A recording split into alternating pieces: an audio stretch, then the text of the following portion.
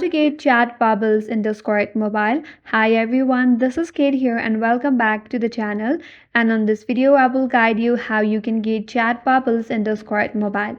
So without further delay, let's get started. For that, first of all, you have to install an application.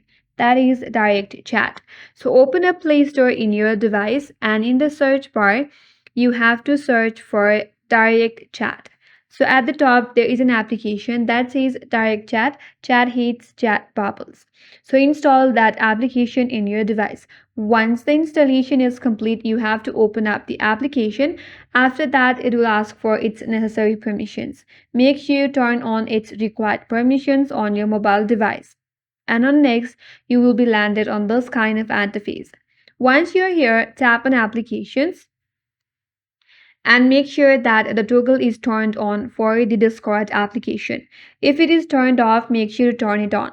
Now, once you have toggled on your Discord option, now if you go back and whenever you get a message or chat in your Discord, you will see chat bubbles for the Discord in your mobile device. That's it, and that's all for today's video. Hope this video was helpful, and if you are new to our channel, consider subscribing. Thank you for watching and stay tuned for more videos.